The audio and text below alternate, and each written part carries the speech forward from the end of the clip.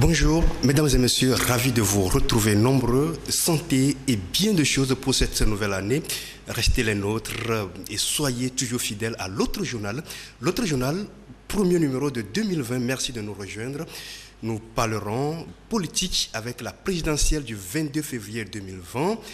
Plusieurs candidats en lice, dont Agbeyome Kodjo, Jean-Pierre Fabre et For Gnassingbé, investis pour un 4e mandat à la tête du pays. Où sont passés les millions d'indemnisations versées par la CAF et l'État angolais? L'affaire candidat, nous en parlerons aussi avec Ferdinand Haïté Jidakou. Bienvenue, l'autre journal, c'est parti. Ferdinand, bonjour. Bonjour Éclavé, bonjour Isidore, bonjour à tous nos auditeurs. Isidore, merci d'être là. Bonjour aux internautes, bonne année à tout le Ouais, monde. on respecte la tradition, Ferdinand. Oui, c'est le premier numéro de l'année. Ouais. C'est quand même une occasion pour présenter nos vœux, nos vœux les meilleurs à tous nos internautes, ceux qui nous suivent depuis le Togo et l'extérieur, ceux qui nous encouragent, ceux qui pensent que nous faisons quelque chose de bon en créant ce cadre de discussion, de débat. Et je voudrais aussi remercier quelques amis. Vers la fin de l'année, une de nos fidèles internautes qui nous a envoyé un vidéoprojecteur plus un micro.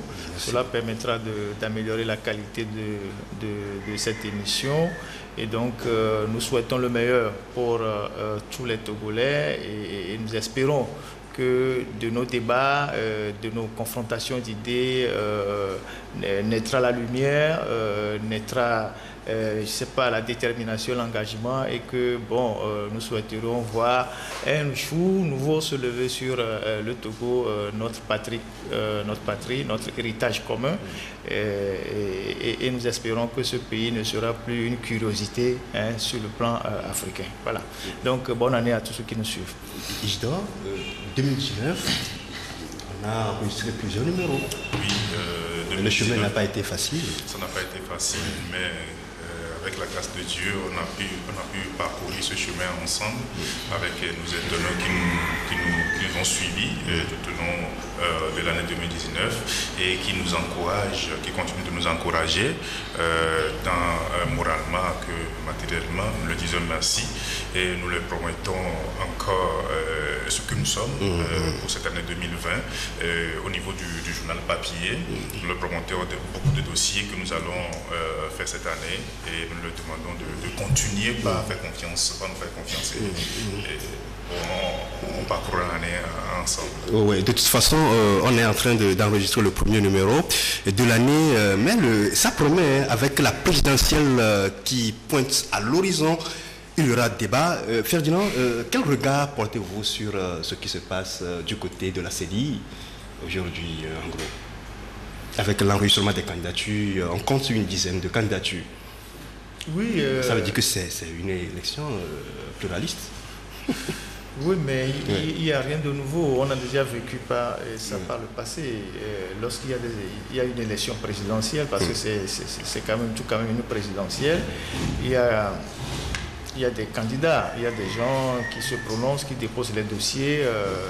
Certains sont parfois éliminés parce que les dossiers sont incomplets. Et les gens vont à la compétition et puis après on a les résultats qui en réalité n'ont jamais reflété le vote des Togolais depuis qu'on a commencé par faire des élections dans ce pays. Seules les législatives de 1994 étaient des élections transparentes.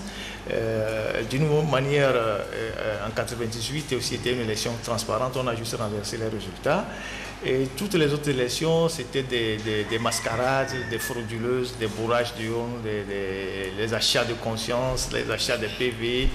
Et donc, voilà, le 22 février prochain, des Togolais seront appelés à faire le choix d'un nouveau président ou d'un nouvel ancien président, il ne sait pas quoi dire. Donc il y a au moins une dizaine de personnes qui sont sur la liste, qui ont déposé les dossiers, les opposants éternels, ceux qui font carrière dans l'opposition depuis 1990. malgré les résultats piteux qu'ils obtiennent, qui sont toujours en lice.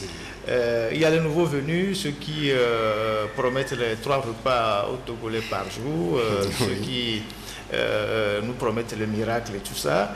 Et il y a celui qui ne veut rien lâcher depuis des années, qui tient un pouvoir séquentenaire de père en fils, et qui est là et qui a aussi déposé sa candidature. Vous voulez parler de Fogna Simbé? Sa candidature n'était pas quand même une surprise. Tout le monde savait que tout ce qu'il a eu à faire depuis 2 ans, en refusant le dialogue, en tripatouillant la Constitution, en empêchant certains candidats sérieux de rentrer, en mettant certains en exil, en verrouillant le système, c'était pas à la fin pour désigner un quelconque dauphin. Fogna Simbé, les gens oublient toujours de l'intégrer dans la démarche. Il ne conçoit pas la vie en dehors du pouvoir. Il est assis sur le fauteuil et tient à rester le plus longtemps possible. Et donc voilà, planter le décor de cette présidentielle-là. Oui. On verra bientôt, lorsque la Cour constitutionnelle va valider les dossiers, ce qui va se passer réellement. Okay. L'actualité de la présidentielle du 22 février est beaucoup plus animée par la candidature unique de l'opposition. Je ne sais pas s'il fallait parler de la candidature unique de l'opposition ou bien la candidature de Monseigneur Podro. Je vais parler de Abeyome Kodjo. Oui, Clavé, avant d'arriver à cette question, je voulais retourner un peu en arrière par rapport à la question que vous avez posée tout à l'heure à Ferdinand, ce qui se passe à la CENI. Nous savons qu'au départ, c'est 20 candidats qui sont prononcés, mais à l'arrivée, c'est 10 candidats qui ont été retenus. Je pense que c'est par rapport à un communiqué que la CENI avait rendu public en décembre, un communiqué dans lequel il présentait les pièces à fournir pour les dépôts de dossiers, mais il n'y avait pas le récépissé, comment dire ça, de la caution, de la caution dedans. Mais à la veille de la clôture des dépôts de candidature, la CENI a ressorti un autre communiqué pour préciser cet état de choses. Ce qui a fait que beaucoup de candidats n'ont pas pu payer leur caution au trésor public et mettre le truc là, le récépissé de la caution dans leur dossier. Beaucoup de candidatures, de dossiers ont été rejetés. Il y a de ces candidats-là qui, jusqu'à aujourd'hui, commencent pas à débattre, continuent pas à débattre autour de la chose. C'est ça. Mais est-ce que c'était prévu par le code électoral? C'est-à-dire de verser d'abord le récépissé de versement de la caution au dossier. Est-ce que c'était prévu par le code? Oui, normalement, ce qui se fait jusqu'en 2015, vous déposez votre dossier, on vous délivre un reçu provisoire que vous mettez dans le dossier pour envoyer à la Cour constitutionnelle. Et c'est lorsque la Cour constitutionnelle valide votre dossier que vous allez payer la caution et mettre le récépissé définitif dans le dossier. Normalement, c'est ce qui se fait. Et c'est ce qui a prévu le code électoral selon certains candidats, ce que certains candidats disent à l'article 155 du code électoral. Donc, le 7 janvier dernier, la CENI a sorti un communiqué pour réclamer cette pièce-là, ce que les candidats, beaucoup de candidats n'ont pas pu faire, n'ont pas pu payer la caution au trésor pour mettre le récépissé dans le dossier. Ce qui a pénalisé certains candidats qui disent qu'ils n'ont pas pu déposer. Vous allez voir que cela s'est posé, ce problème s'est posé avec le candidat Komiolu, le professeur Komiolu. Rapidement, le jour-là, il est allé payer les 20 millions de francs avant de compléter le dossier avec ce récépissé définitif là. C'est ce qui a valu à l'acceptation de son dossier finalement par la CENI. Mais ce n'est pas quand même un paradoxe, Ferdinand?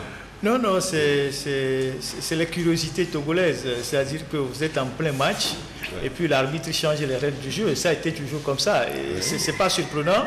Même à la veille des locales. Oui, à la veille des locales, on a redéfini certaines circonscriptions pendant que, à 2 jours de l'élection, on a redécoupé, charcuté certains quartiers, rajouté à d'autres quartiers.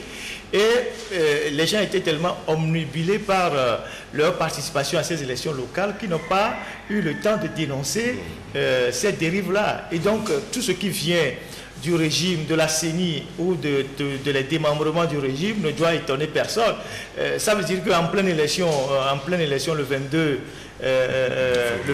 février prochain, ils peuvent vers midi changer rapidement les règles du jeu en disant bon voilà, on ne vote plus par il n'y aura plus de vignettes sur les bulletins, maintenant la voie ouverte, tout le monde peut mettre les bulletins dans les urnes et puis bon voilà.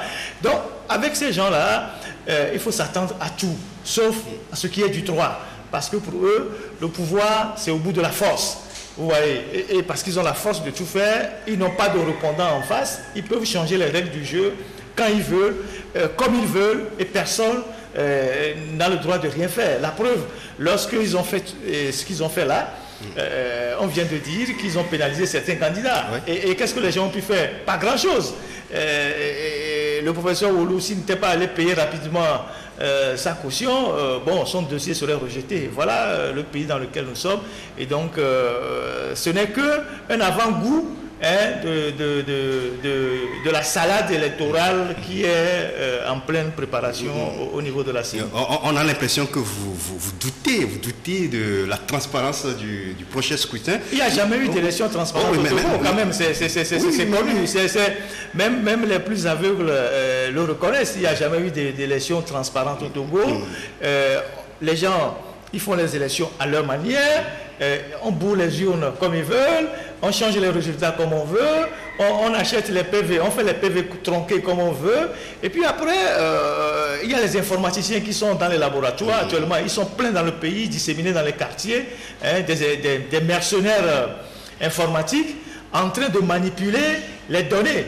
Et ce sont ces gens-là qui vont sortir les résultats que la CENI se permettra ou va proclamer. Et ce qui est quand même un peu curieux, on n'entend pas suffisamment l'opposition sur les questions de transparence électorale, parce que quand vous voyez tous ces gens-là qui se préparent à aller à cette élection présidentielle, que ce soit Guillaume, Fabre, Gogué, professeur Oulou, ne serait-ce que les quatre qui, de mon point de vue, sont dans l'opposition et ont peut-être un poids, même si Guillaume, entre-temps, était allé aux élections législatives, il est au Parlement, il revient maintenant. Vous voyez, ces gens-là, personne parmi eux, ils ne peuvent même pas s'entendre à quatre pour faire une conférence de presse en attendant de régler les questions des candidatures, qui va définitivement, qui ne va pas. Ils ne peuvent pas s'entendre pour, par exemple, publier un communiqué et attirer l'attention de l'opinion nationale et internationale sur le verrouillage même du système électoral actuel, sur le fichier électoral qui n'est pas accessible à eux, sur les manipulations des experts, mercenaires informaticiens qui sont dans le pays, qui sont disséminés dans les quartiers. Moi, personnellement, j'ai eu à attirer l'attention de certains leaders sur ces mercenaires qui sont là, les sociétés avec lesquelles ils travaillent, comment ils sont en train de manipuler les données. Aucun leader n'a réagi. Et donc, après, vous posez la question, s'ils savent véritablement ce qu'ils sont en train d'aller, ce qu'ils veulent faire et où ils vont, vous voyez. Et donc, on ne peut même pas s'entendre quand on dit qu'on est de l'opposition pour dénoncer le caractère non transparent du scrutin qui est en préparation avant de régler après les problèmes de personnes. Surtout qu'il y a cette histoire de la Cour constitutionnelle. On n'a pas senti l'opposition et c'est cette Cour qui est l'arbitre suprême du jeu électoral. C'est elle qui va valider en dernière position. On a l'impression aujourd'hui que les gens ont décidé d'aller à cette élection avec conviction. Bon, on ne parle même pas de conviction parce que c'est comme si les gens ne savent pas ce qu'ils font. C'est-à-dire, c'est déjà arrêté. Ils savent qu'il y a quelqu'un qui est déjà sorti vainqueur de cette élection, mais il faut y aller de façon, je ne sais pas, participative. Vous insinuez que l'opposition accompagne le pouvoir légitime. C'est l'impression qu'on a aujourd'hui. Parce qu'on ne comprend pas une Cour constitutionnelle composée de 9 membres. Mais c'est 7 membres qui prête serment devant celui qui est déjà sorti gagnant de cette élection. Il faut que l'argument du quorum, on dit le quorum est atteint. Non mais écoutez, on dit 9 membres composent la Cour constitutionnelle. 2 doivent être élus par le Sénat. Ouais. Le Sénat, que le Togo n'a pas encore. Mais comment est-ce que les 7 membres vont délibérer les prochains résultats de la présidentielle? Ouais. Mais c'est un paradoxe. C'est un paradoxe. Quand l'histoire de la CENI, de la caution, là s'est présentée, personne n'a parlé. C'est-à-dire, on fait tout comme si, allons-y, peu importe ce qui va se passer. Oui, mais de toute façon, l'opposition est dans la course. Ferdinand, il y a une candidature qui suscite de vives réactions, du débat sur les réseaux sociaux, dans les colonnes. C'est la candidature de Messan Gabriel Beyomé, un candidat de l'opposition. Je ne sais pas s'il faut parler du candidat de l'opposition ou bien un candidat du PLA. Oui, je pense que ce sont les turpitudes de la classe politique de l'opposition, notamment du reste de la C14 et de tous leurs amis là, qui nous ont conduits dans cette situation-là. Bon, là, maintenant, il faut avoir l'honnêteté de dire que pour le moment, il n'y a pas de candidat unique de l'opposition, parce qu'il y a plusieurs candidats de l'opposition. Il y a l'ANC qui a son candidat, il y a ADI qui a son candidat, il y a le PSC qui a son candidat, et il y a Beyomé qui avait appelé à voter en 2015 M. Fogna Singbe, et qui s'est fait élire député aux dernières législatives boycotté par l'ensemble de l'opposition et qui revient dans la course. Beyomé, c'est quelqu'un qui a été ressuscité par Monseigneur Podjro, si je peux parler en termes catholiques ou en termes religieux. C'est quelqu'un qui politiquement était un peu faible, même si il a engrangé 3 sièges au Parlement aux dernières élections, mais on sait comment les dernières élections se sont déroulées. Je ne veux pas rentrer dans les détails, mais il était politiquement vraiment faible. Et par un coup de magie, Monseigneur Podjro le ramène au devant de l'actualité avec tout ce que vous entendez, le côté religieux, le choix messianique et tout ça. Donc on a le Messie du RPT Unir qui est M. Fogna Singbe, et on a de l'autre côté le Messie de Monseigneur Podjro. Donc, mais c'est une candidature qui suscite quand même la polémique parce que les autres n'ont pas adhéré. Par exemple, le professeur Gogé était sur la liste de Podjro, mais il n'a pas été choisi. Il a décidé d'être candidat. Et sur les réseaux sociaux, on sent que bon, il est quand même sous le feu sous les tirs nourris des militants de certains partis de l'opposition.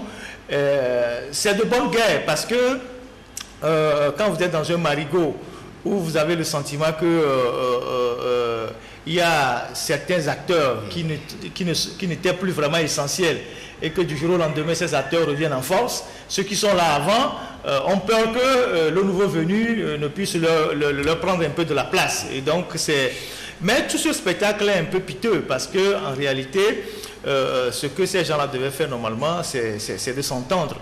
Moi, je ne suis pas partisan.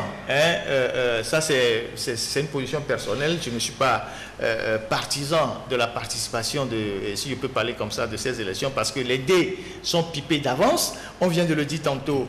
La CENI est totalement aux mains du régime. La Cour constitutionnelle, même si elle est manchot, illégale, est totalement aux mains du régime. Je ne vois pas ces deux institutions avec derrière une armée totalement inféodée au régime. Vous avez vu les militaires qui ont fait la haie qui applaudissait M. Fogna Singbe au siège de Unir là-bas. Vous ne savez même plus quelle est la différence entre l'armée et le parti au pouvoir, et donc vous ne voyez pas ces gens-là déclarer demain quelqu'un d'autre que Fogna Singbe gagnant ces élections. Il ne faut pas être naïf, il ne faut pas essayer de vendre des illusions aux gens. C'est vrai que certains ont décidé d'y aller, soit ils ont des éléments d'appréciation que nous qui sommes ici, ou l'ensemble des Togolais n'ont pas, donc ils sont peut-être plus intelligents que tous les Togolais réunis, ou soit certains sont en mission, ou d'autres ont des agendas personnels, parce que j'ai entendu un cadre d'un parti politique dire, si vous n'allez pas aux élections, si demain il y a un dialogue, la communauté internationale ne vous calculera pas parmi les participants au dialogue. Donc ça veut dire que les gens savent pertinemment qu'ils sont en train d'aller à quelque chose qui est perdu d'avance, mais ils y vont juste pour maintenir leur présence dans le jeu politique. Vous voyez. Et donc, tout ça, moi, je ne vois pas ce que ça va donner, mais il est quand même, en tant que journaliste, il est quand même honnête de remarquer que autour d'Agbéoumé aujourd'hui, il y a quand même des critiques parce que, d'abord, le pouvoir ne lui fait pas cadeau parce qu'il est sorti, il suppose qu'il était avec eux, maintenant il est sorti contre eux et puis il va dans la critique violente de la gouvernance de fond. Et ensuite, vous savez qu'Agbéoumé c'est une grande gueule, hein, et il est rusé, tout le monde connaît son parcours, son passé et tout ça. Il est capable c'est un homme versatile, il n'est pas constant, mais il est capable de réunir autour de lui rapidement des noyaux d'individus qui peuvent bousculer les choses. Je ne dis pas que il peut gagner, mais il peut constituer un tour fait dans le jeu. Il peut mettre du sable dans la machine du régime, parce que vous voyez, il y a déjà, j'ai vu Gamilsou qui a appelé à être avec lui, j'ai vu Philbert Sassou qui est avec lui, j'ai vu comment il s'appelle, Dossier Agneron qui est avec lui, il a rencontré certains responsables de partis politiques qui sont à l'intérieur, qui ont plus ou moins de base dans leur localité. Donc toute cette manière souterraine de travailler là, je pense que le régime ne l'apprécie pas. Voilà pourquoi il est sous le feu de la rampe. Mais au-delà de tout ça, moi je ne me fais pas d'illusion parce que, au bout du compte, quel que soit le candidat, en face, la CENI là, la Cour constitutionnelle là, je ne les vois pas proclamer quelqu'un d'autre en dehors de M. Fogna Singbe. Et peut-être même au premier tour à 52 ou 53%, et puis ils vont distribuer le reste des points à qui ils veulent, quoi. Justement, Ferdinand a fait la peinture de la situation. Et oui, c'est vrai qu'on présente Agbéoumé comme quelqu'un qui a un réseau, qui a des lobbies derrière lui, mais est-ce que cela suffit? Parce que le passé de l'homme le rattrape. Est-ce que Messant Gabriel Agbéoumé peut inquiéter le pouvoir Fogna Singbe ce 22 février? J'aime bien Ferdinand en tant que membre de la CENI qui donne les résultats des élections. Mais j'espère que ce n'est pas un complet de gribouille. Espérons voir. Oui, aujourd'hui, c'est ce que les gens disent, c'est ce que sur les réseaux sociaux, c'est ce que vous allez entendre, le passé d'Agbéoumé Kodjo. C'est ce passé qui le rattrape aujourd'hui. C'est ce que le régime brandit dans l'opinion. Et malheureusement, c'est ce que l'opposition, il y a certains leaders et le militant aussi font également. Mais au-delà de tout ça là, ce que moi je dis, c'est mon analyse personnelle, ce que moi je dis, c'est le lieu de rester soudé, comme l'a dit tout à l'heure Ferdinand, de pouvoir mener un combat, de dégager quelqu'un. Après, on verra nos casseroles. Quoi qu'on dise, Agbéoumé, tout le monde a un passé. Tout le monde a un passé. Agbéoumé, les Togolais connaissent aussi son passé. On sait ce qu'il a fait, Frère Jardin, etc. etc. Et aujourd'hui, je vous rafraîchis la mémoire. Permettez-moi, il n'y a pas que ça. Il y a cette initiative de 2010 avec le FRAC. Il y a cette initiative du CST. Et l'homme a joué double jeu. Oui, si on se rappelle de tout ça. Je me rappelle en 2015, il avait appelé à voter Fogna Singbe. 2010, c'est aussi le même Agbéoumé qui avait dit que c'est Fabre a gagné. Après avoir joué un double jeu. Oui, après parce qu'ils étaient regroupés à Paris. L'homme échangeable. Ferdinand l'a dit tout à l'heure, il est quelqu'un de versatile. Mais moi, je dis qu'on a un adversaire à battre. Qui est le régime en face. Mais réunissons-nous. Et ça dit, ayons une force, constituons une force pour faire face à l'adversaire. Dégageons-le de là. Plus de 50 ans au pouvoir, mais c'est tout. Il faut le dégager. Après, on verra. Nos règlements de compte, on pourra le faire. Moi, c'est ce que moi je dis. Est-ce que c'est possible cette année 2020, après cette élection? Voilà, janvier, et c'est ce qui n'est pas possible. Avec le processus qu'on a actuellement avec une CENI et une Cour constitutionnelle totalement acquise au régime, ce qui n'est pas possible. Si on peut se réunir, si on peut se mettre ensemble dans un combat, c'est-à-dire réclamer au moins le minimum autour de ces élections, avant d'y aller, ce serait... Ferdinand, qu'est-ce qu'on peut attendre de notre opposition au lendemain de la proclamation des résultats? Non, avant d'arriver là, tant qu'il n'y a pas de dynamique véritablement unitaire, avec tout le verrouillage institutionnel là, au niveau de la CENI, de la Cour constitutionnelle, tout ça, l'opposition ne pourra pas inquiéter le régime parce que c'est de ça qu'il s'agit. Et puis vous savez que ces derniers temps, il y a une militarisation de certaines villes de l'intérieur où les violences continuent sur les populations, à Sokodé, à Bafilo, à Balémé Zongo, à Mango, on continue de frapper les gens. Donc, tout ce système-là, c'est un système de dissuasion. Je ne sais pas si vous comprenez. Avant même les élections, il y a déjà la terreur. Avant les élections, on frappe les gens. Vous voyez. Et donc, le jour des élections, ils vont déployer les militaires partout. Ils vont même peut-être encercler les quartiers où il y a les leaders. Personne ne bougera, ils donneront le résultat qu'ils veulent. Et puis après, Faure ira prêter serment. Vous savez qu'actuellement, avec les enjeux de la crise mondiale, le terrorisme au Sahel, la priorité, ce n'est pas notre pays, ce n'est pas le Togo. Au niveau de la communauté internationale, ce qu'on appelle comme ça, le Togo, ce n'est pas leur priorité. Peut-être qu'on s'occupe de la Côte d'Ivoire, on voit le Sahel, tout ça, mais au Togo, peut-être que les Français vont fermer les yeux, ils ont déjà eu leur part. Faure va faire son 4e mandat et il va voler on va voler les élections pour lui, il ne se passera rien. Mais ce qui me je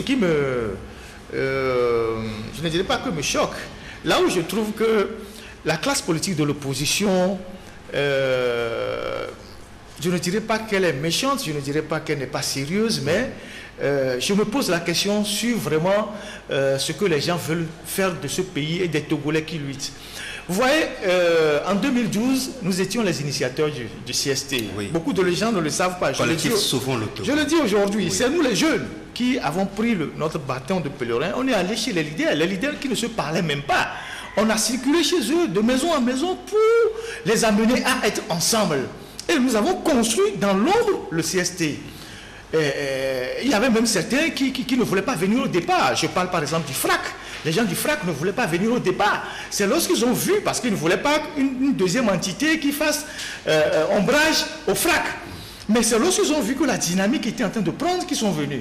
Alors nous avons travaillé pour mettre le 12 juin 2012 ce que les gens ont appelé 500 000 personnes à Décon, avec tout ce que ça a donné après.